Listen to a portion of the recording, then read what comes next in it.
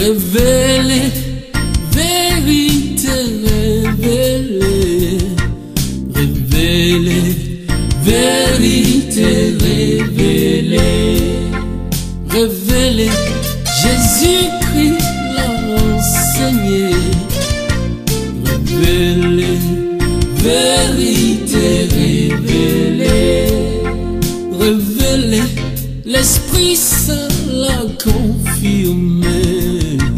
Révélez, vérité révélée.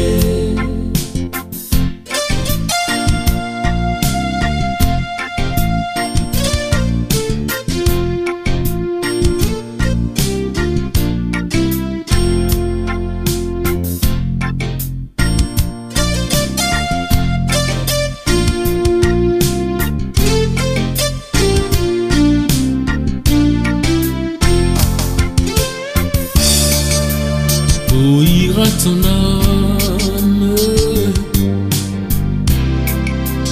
Où ira ton âme après la mort? Ne te laisse pas tromper. Où ira ton âme après la mort? Choisis aujourd'hui, mon ami. Où ira ton âme après la mort? Question capitale pour ta vie. Où ira ton âme après la mort?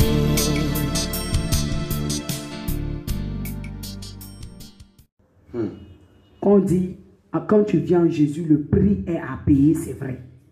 Tu vas laisser famille, parents, l'argent, tout le luxe, tu vas laisser tout pour pouvoir suivre Jésus. Parce que Jésus lui-même, il est venu, il n'est pas venu avec tous les trésors du ciel. Il est venu étant simple. Et c'est comme ça que je suis parti simple avec Christ. J'ai dormi dans les marchés. Oh, pourtant, la ville de la Côte d'Ivoire où j'étais, le quartier où j'étais aussi, j'avais ma famille qui habitait là. Mais j'ai coupé les plombs. Parce que quand je sortais, le jour que Jésus est venu m'avertir une dernière fois, il a dit, quitte la maison de tes pères, comme j'ai dit à Abraham, de quitter la maison de ses pères. Prends une dernière décision. C'est le dernier avertissement que je te donne. Et je t'ai dit, partout où tu seras, je serai avec toi. Amen. Comme c'était une folie pour moi, j'ai quitté. Mais sachez bien que quand j'ai quitté, j'ai eu des combats terribles. Des combats terribles. J'ai connu la folie. J'ai connu le paralytique. J'ai été paralysé. J'ai eu les débuts de folie. Et je vous dis que quand j'ai quitté, j'ai mangé le reste des gens. Il y a les restaurants. Quand les gens mangent les restes, je m'en vais, on me traitait même de sorcière. On me rejetait et tout. Oh, mais je suis resté ferme avec Jésus. Alléluia. Vous avez entendu, hein? Et tant même dans le marché même où je dormais, les gens même ont voulu me violer. Mais il y a eu deux grandes personnes, costauds, comme on le dit chez les Ivoiriens, les gros bras, sont venus, ils ont frappé les 4 jeunes.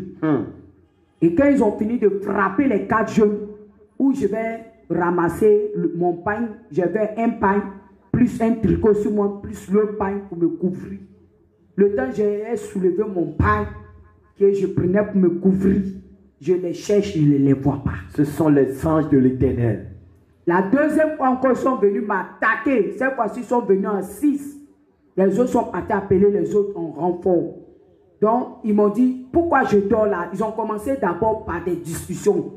Que pourquoi je dors dans le marché? Je les ai dit que je ne sais pas où aller, je veux rester ici. Ils m'ont dit que eux, ils veulent que je les donne l'argent. J'ai dit, je ne les donne pas l'argent.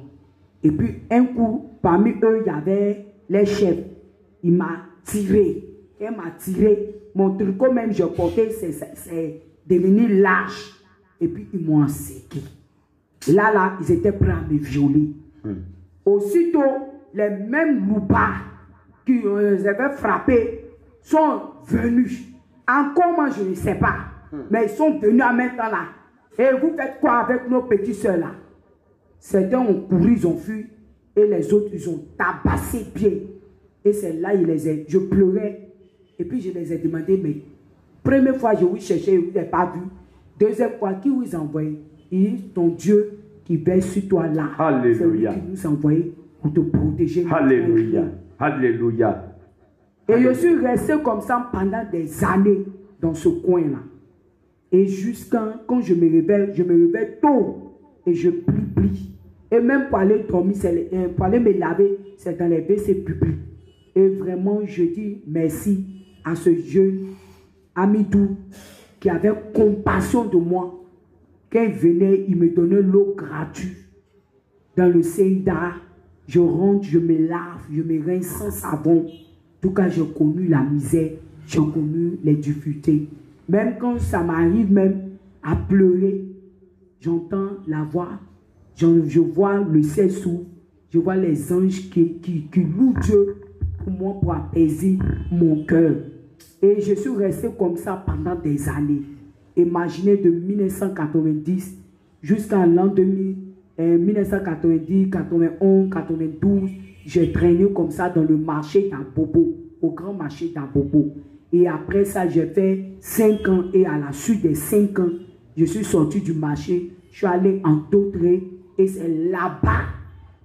Avant que je sois, j'étais là, je sentais des bêtes. Je ne sentais que des bêtes dans ma tête. C'est en Dautré que je suis arrivé. J'ai commencé à sentir des douleurs et tout. Mais il y a une voix qui me disait, quoi qu'on te fera, nous sera toujours. Je serai toujours avec toi. Alléluia. Ne crains rien. Et du marché, je suis allé dormir dans une maison inachevée. Il n'y avait même pas toit. Il n'y avait que les herbes. Donc, c'est mes mains. Je prends, je tire les herbes. Il y a des herbes qui sont dures. Quand je prends les bois, il y a des bois, je creuse. Et quand je tire, même, je me blessais les mains et tout. C'est dans cette maison, je suis resté. Quand il pleut, la pluie tombe sur moi. Et c'est dans ce matin, je m'en vais dans les champs où les gens ont fait manioc. Je déterre les manioc, je viens, j'enlève ça à mes dents, je mange, je me rassasie. Oh. Et c'est comme ça, j'ai beaucoup souffert. Même les parents, même mon père était là, mais je devais vivre ce désert-là. Et vraiment, j'ai vécu ce désert-là. J'ai vraiment vécu ce désert. Même les pains se déchiraient, mes tapets se déchiraient, j'ai vécu ça. Mais ça ne veut pas dire que j'ai perdu l'espoir, non. Je suis resté ferme. Amen. Dans la souffrance, dans l'humiliation, dans le rejet. Je suis resté ferme avec Christ. Donc quand les gens me disent, si Dieu me dit de partir là, et je ne peux pas quitter, tout est vanité. On meurt pour laisser tout. C'est ça. Même les présidents, ils ont construit, ils ont tout fait. Ils sont ni allés avec l'argent, ni les or, ni les trésors. Ils ont tout laissé. Aujourd'hui, les enfants gaspillent comme ils veulent parce qu'ils n'ont pas connu la souffrance. Je préfère avoir l'amour de Dieu, le salut éternel de Dieu, que de me baser sur les matériels. Et je suis resté comme ça. Mais le diable, c'est un rusé. Malgré que j'étais dans ma souffrance, il y a une voix qui me disait à chaque moment, retourne. Tu es là, et celui qui t'a dit de sortir là, et là tu souffres. Il fait quoi? Cette voix audible me disait toujours ça. Mais il y a toujours une voix qui dit, reste ferme, tu verras sa gloire. Amen. Reste ferme, tu Amen. verras sa gloire. Amen. Reste ferme, la voix me disait toujours ça. Alléluia. Mais malgré que j'étais dans cette souffrance, je voyais même les esprits venir me combattre. Mais ils me combattent. Mais je ne sais pas prier. Je ne sais pas. Mais quand je dis le nom Jésus, en chantant comme si le nom Jésus là les prolongeait, les faisait terrasser, les faisait tomber. Parce que je ne savais pas prier. Alléluia. Et c'est dans ça que je suis resté en marche avec Jésus. Et à chaque moment que je marchais avec lui dans ma souffrance, le Seigneur me fortifiait. Et jusqu'à un jour, il y a un papa, un frère qui m'a vu, il dit, ah, toujours je te vois dans la maison là, tu fais quoi là, tout ça. Et puis je lui ai dit que non, que je cherche du travail, je n'ai pas eu, et je viens rester là. Puisque c'est un homme, je ne peux pas lui dire que je dormais là. Puis un jour, je suis allé me promener. Quand je suis revenu, j'ai vu, ils ont pris des bois, les maçons qui construisent les bois là. Il a pris, il a fait une porte. Donc j'ai eu peur. Je pensais que c'était le propriétaire de la maison qui est venu mettre le bois, plus les bambous, des cocotiers là. Il a mis des petits bois, il a fermé là. J'ai eu peur. Donc je suis resté la nuit là, sur les briques là. Je suis resté là jusqu'à matin. J'avais peur de rentrer et tout. Et après ça, 2 jours après, j'ai croisé son frère là. Et puis le frère l'a dit, ah, tu dis que tu viens rester là, mais moi, quand je suis parti, j'ai vu des chassés. Et tu fais quoi là? Tout ça, faut me dire la vérité. Il dit, ah, je dormais là, mais je suis venu trouver que le propriétaire a fermé son coin, tout ça. Et puis il dit non, que je ne sais pas, quand je t'ai vu, j'ai eu compassion. C'est moi, je suis venu arranger tout. Il dit, ah, mais pour cela, mais il est dormi au dehors et tout ça. Il m'a dit non, c'est moi, j'ai fait. Donc, à chaque moment qu'il passe, matin, il paye Kaba. Quand je suis là, il vient me dormir. Je mange. Et c'est là, dans ça, je suis resté. Mais bien aimé, ce n'est pas facile. La souffrance. Parce qu'arrivé un moment, tu pleures. Arrivé un moment, tu pleures. Et l'ennemi te pousse à retourner. Mais vraiment, ça n'a pas été facile. Et l'erreur pour moi, je suis retourné. Oh. Je suis retourné. Mais quand je suis retourné, les choses ont empiré. Oh Seigneur Jésus. Les choses ont empiré. Les choses ont empiré. Et cette fois-ci, ce n'est plus tout. C'était chez une de mes tantes, à Yopougon, que je suis retourné là-bas. Et là-bas, Dieu nous aime. Amen. Dieu nous aime. Amen.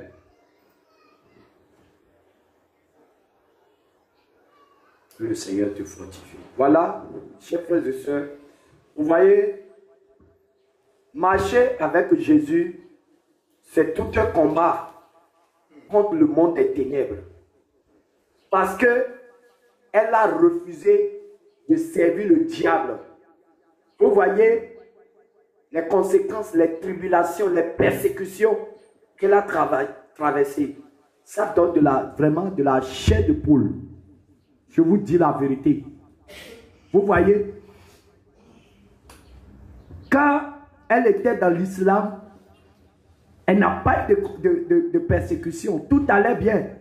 Mais il a fallu qu'elle renonce à Allah, à l'islam, pour subir ces persécutions, ces tribulations. Mais ce n'est pas fini. Parce que Jésus n'a pas dit son dernier mot. Alléluia. Continue, c'est ma soeur. Quand je suis retourné, tout ce qu'ils m'ont dit qu'ils allaient me faire, ils m'ont fait. Mais malgré ça, je retiens mes larmes parce que Jésus, vraiment, je vais dire qu'il m'aime. Amen. Il m'a toujours aimé. Même quand les frères en crise, Dieu descend. Et quand Jésus me dit, je t'aime, certains qui me voient pleurer ne peut pas comprendre pourquoi je pleure. Parce que quand je regarde l'arrière, puis je vois où je suis arrivé, Jésus continue de me dire qu'il m'aime. Ce n'est pas donné à tout le monde. Quand je suis retourné, j'ai vu encore que je n'avais pas la paix. Pas du tout la paix. Pas du tout, pas du tout. j'avais toujours cette crainte-là. Et malgré ça, il continuait de faire les sacrifices. Même quand je dors, Jésus a commencé à me montrer les songes. Or, dans l'islam, je ne connaissais pas qu'est-ce que veut dire songe. Je voyais même mes parents aller chez le marabout faire des sacrifices en mon nom. Et quand je me réveille, j'entends la voix qui me dit, ils ont échoué. Mais malgré que je suis retourné, la voix douce de Dieu continuait de me parler.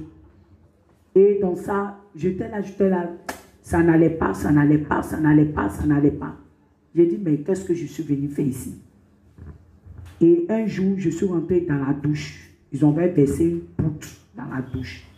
Donc, quand mes pieds ont touché le sol, j'ai senti une vibration sur mes pieds. J'ai senti une vibration sur mes pieds.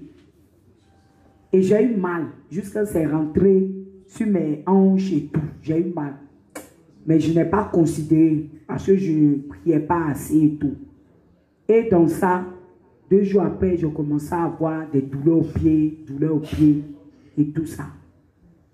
Et j'avais une amie, Stéphanie, qui était dans le quartier, un peu loin de chez nous. Et Dieu l'a fait la grâce. Cette fille, Thérèse Gouraud, s'est mariée avec un homme de Dieu. Et je suis parti vers elle.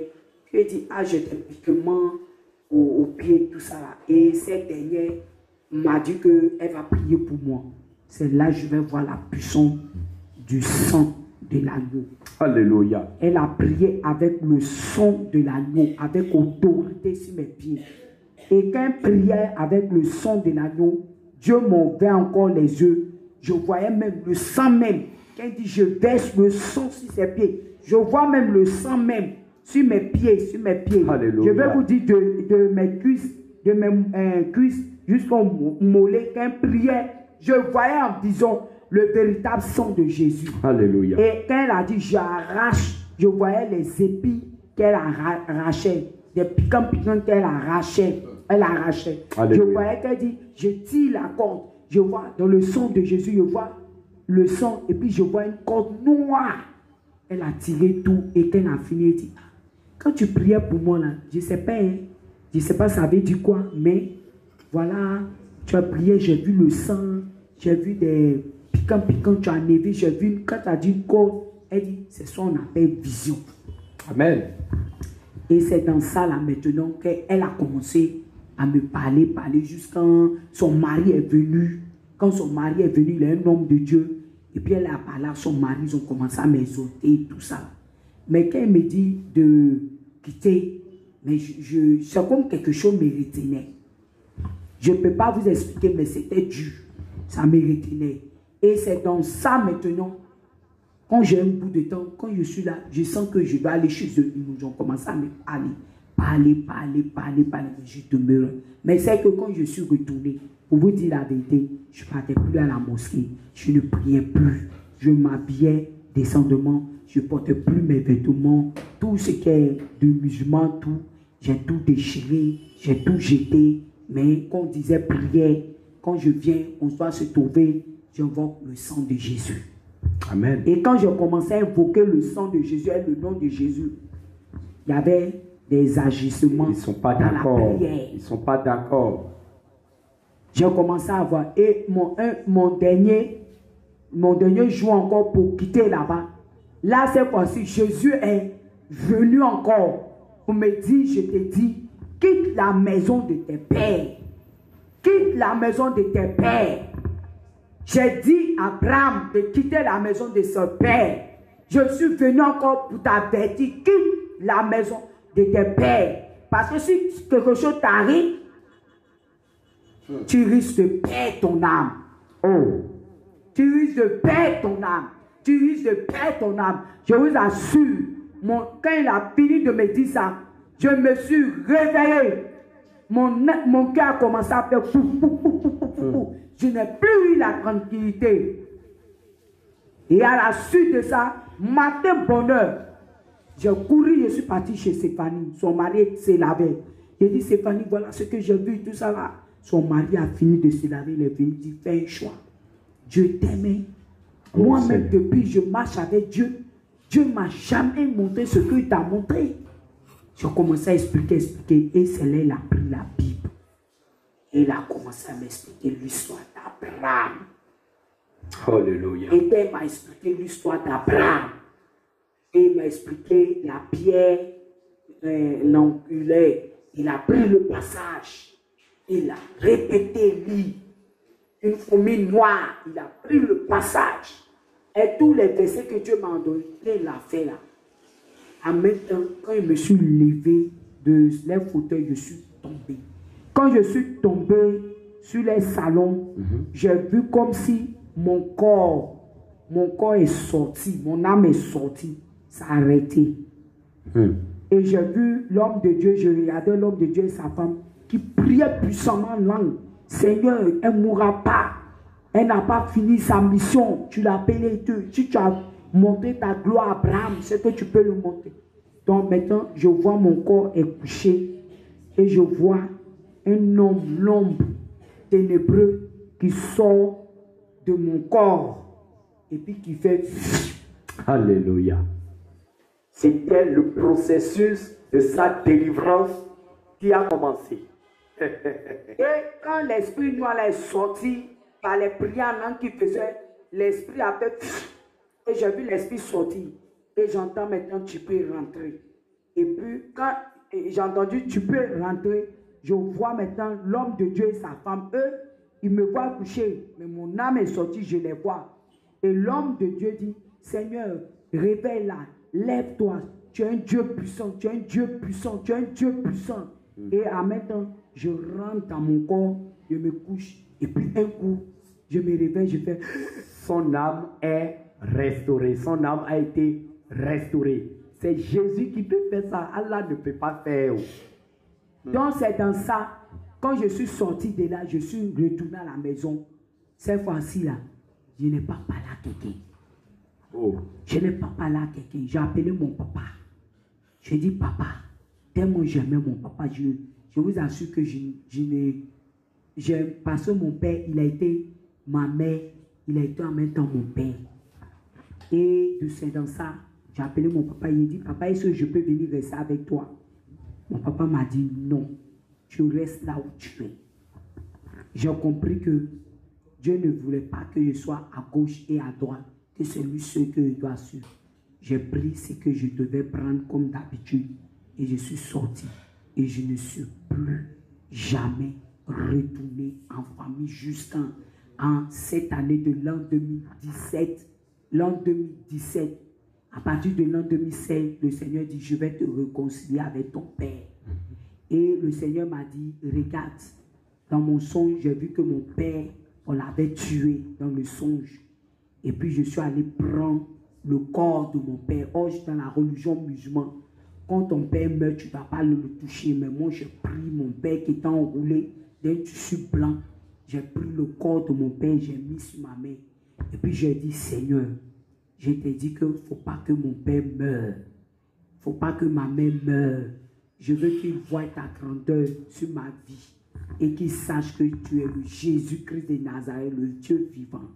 Ressuscite mon père, je t'en prie. Alléluia. Et je vois un ciseau qui a commencé à couper. Et j'ai commencé à lever le tissu blanc, popeline blanc là sur mon papa, jusqu'à la tête. Et puis j'ai commencé à prier en langue. Et j'ai vu que mon papa a éternué. Alléluia. Lorsque j'étais en train de faire ce songe, mon papa était vraiment gravement malade à l'hôpital, mais personne ne savait où j'étais.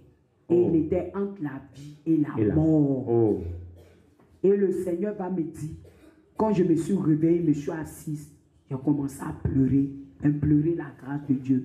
Et le Seigneur me dit, à cause de toi, je vais donner la vie à ton père.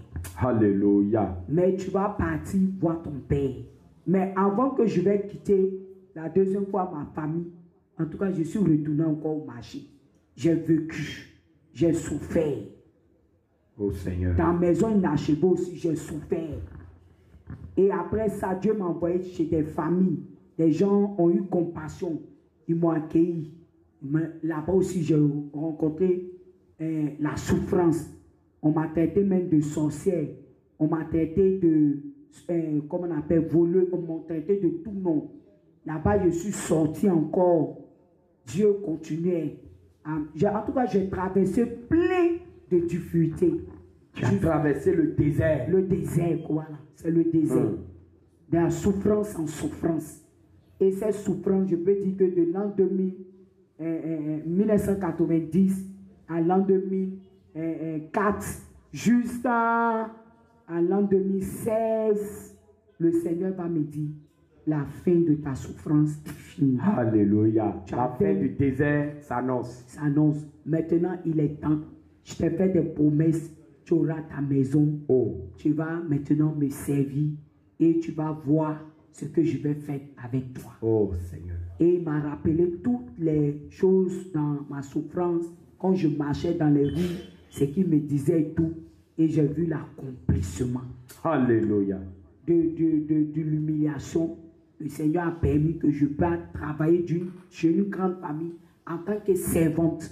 Et dans cette grande famille-là, aujourd'hui, c'est eux qui m'ont offert, cette maman-là m'a offert une maison. Je vous assure, quand Dieu dit que tu ne payes rien, tu ne payes rien. Alléluia. Dieu paye ma maison. Wow. C'est-à-dire que tout ce que j'ai perdu là, j'ai eu le double. Alléluia. Quand les gens disent que Dieu, on ne voit pas le miracle de Dieu. Moi, j'ai vu le miracle de Dieu. Alléluia. J'ai vu le miracle de Dieu. Alléluia. Dieu m'a donné une maison. Et quand il m'a donné une maison, il n'a pas fini. Il a équipé. Alléluia. Même celles qui sont mariées, quand elles rentrent chez moi, elle me dit, dans ta maison, on ne doit pas marier, tu restes marié.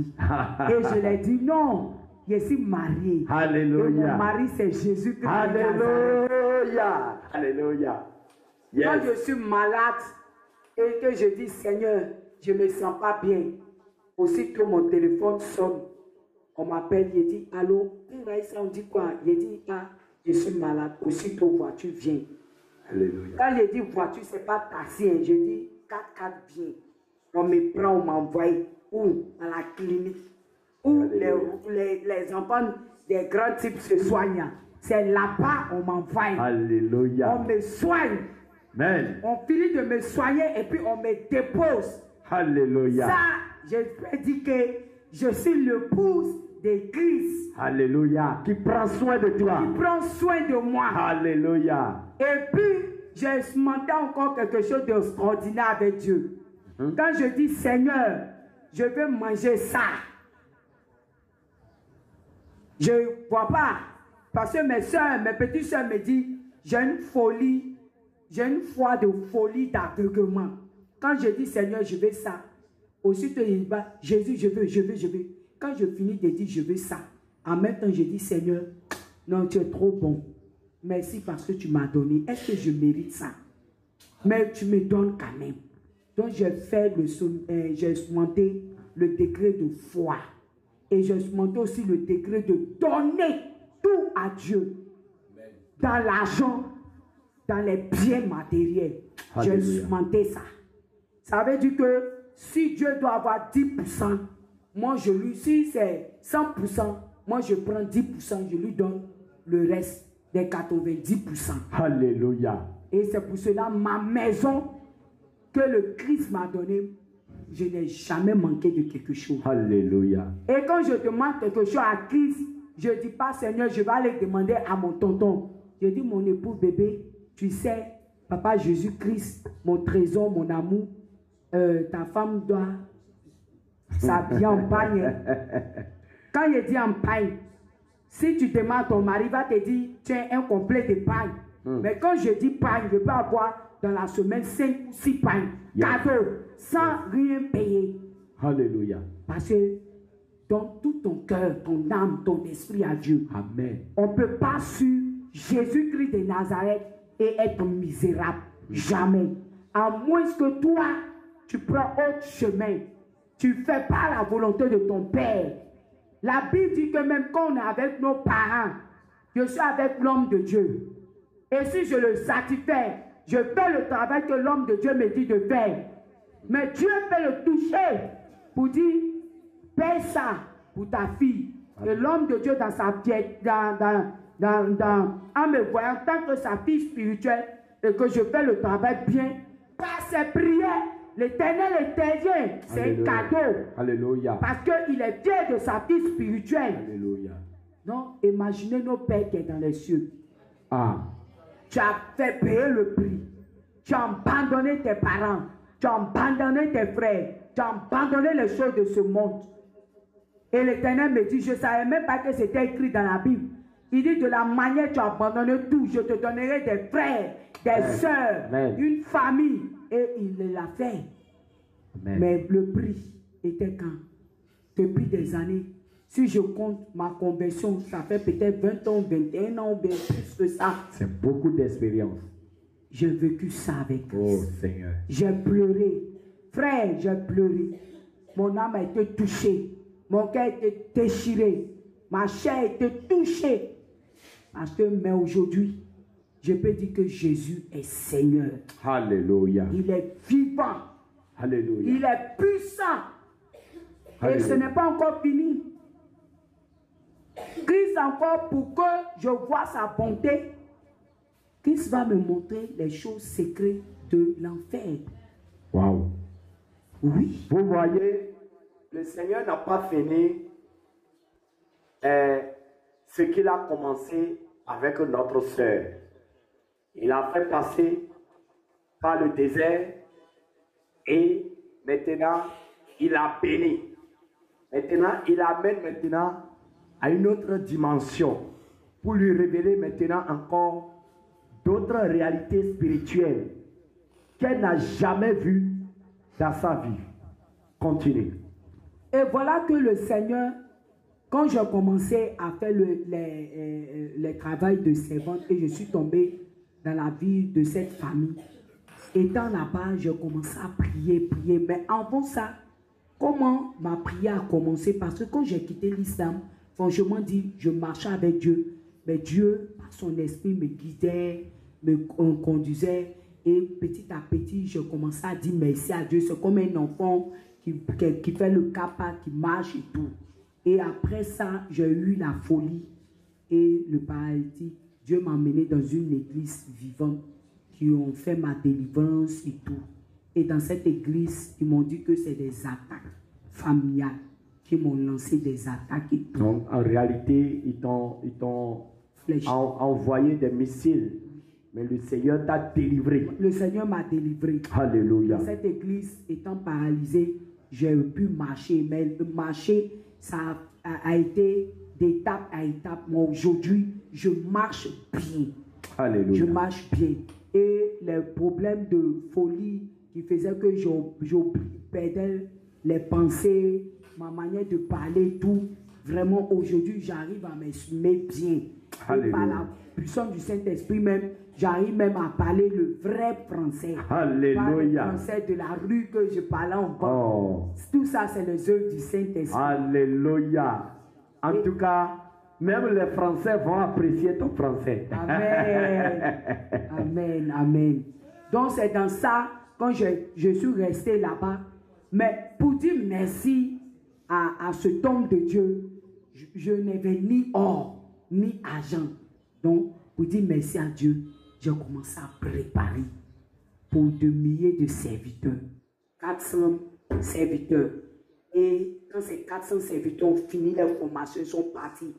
300 000 serviteurs sont venus. Et je préparais pour eux. Je préparais et avec eux, j'ai appris à connaître l'amour de Dieu, la paix de Dieu, l'assurance de Dieu. J'ai appris à avoir l'amour de fraternité, pas le rejet dans l'islam, pas le jugement dans l'islam. Parce que là-bas, on ne jugeait pas, on ne condamnait pas. Là-bas, on te montre le véritable amour.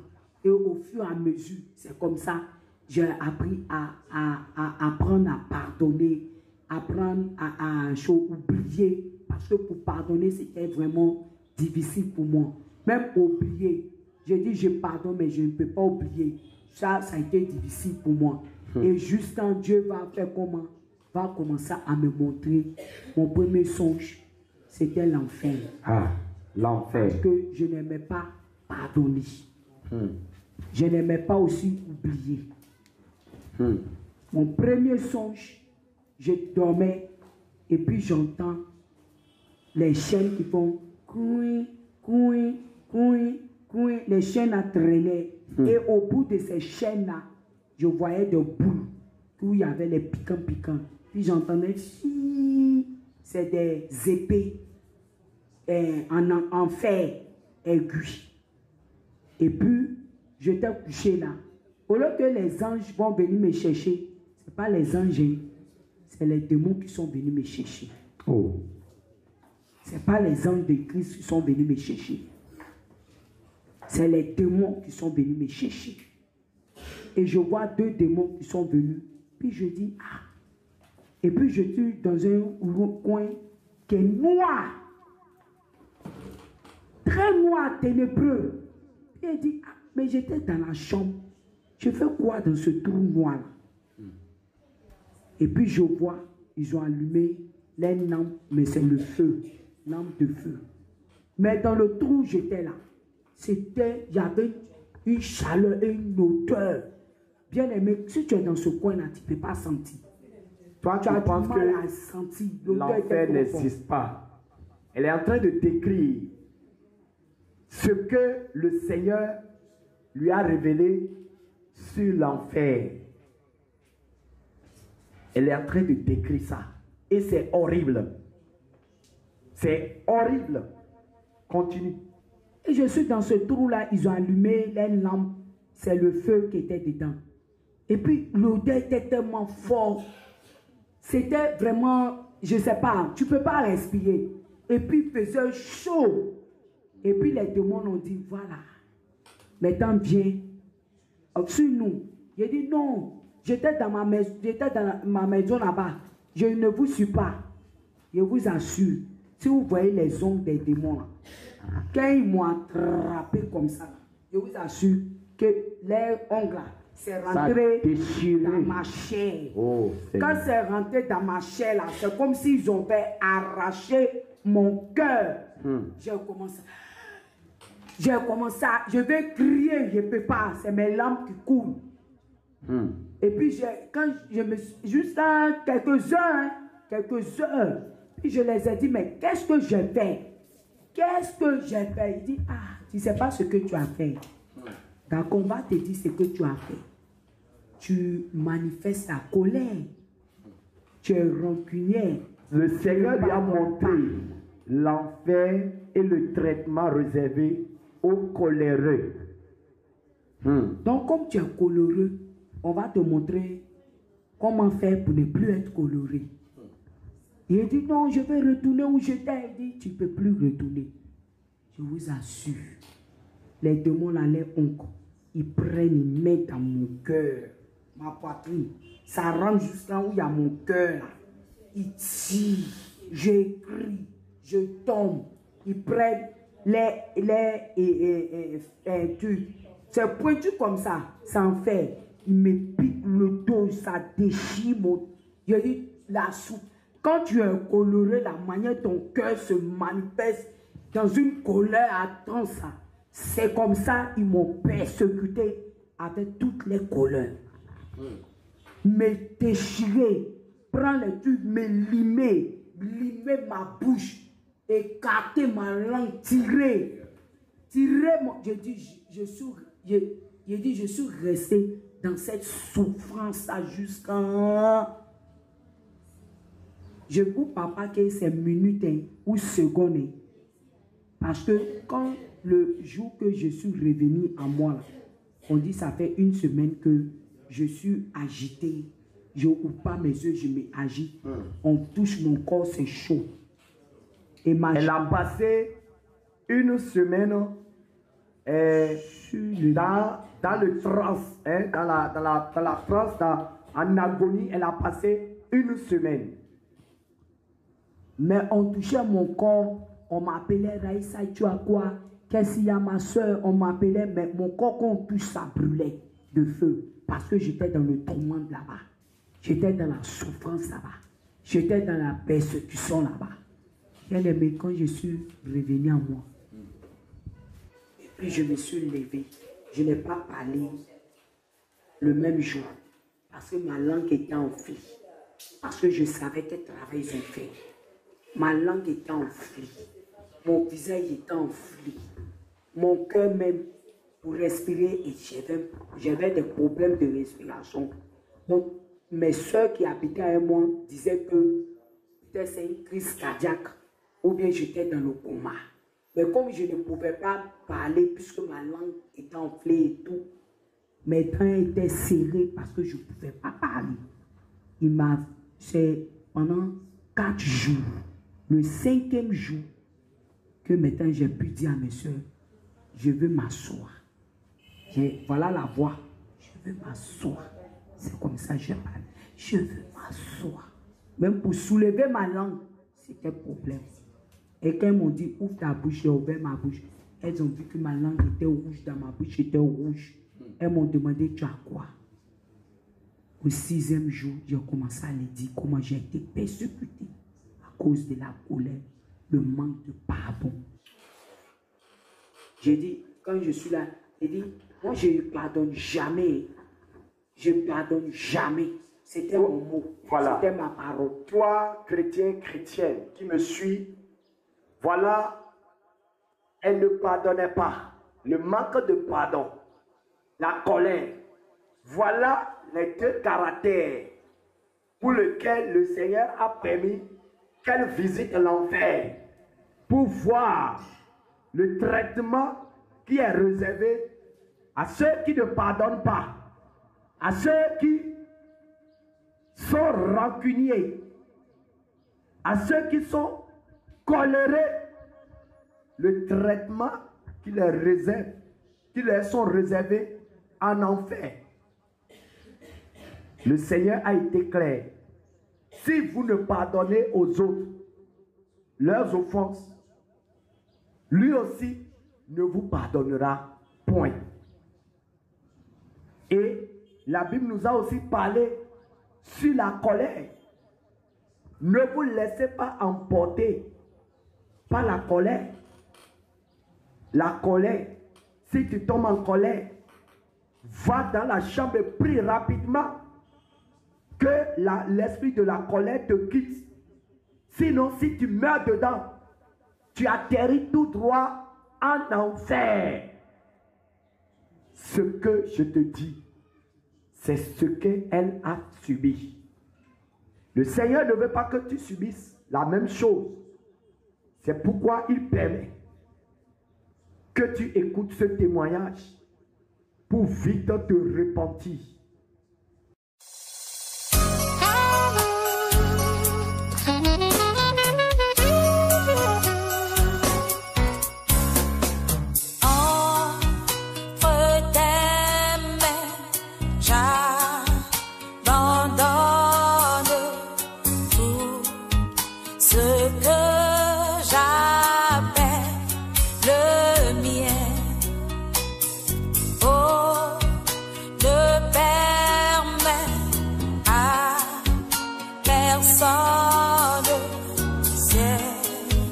Seigneur, dans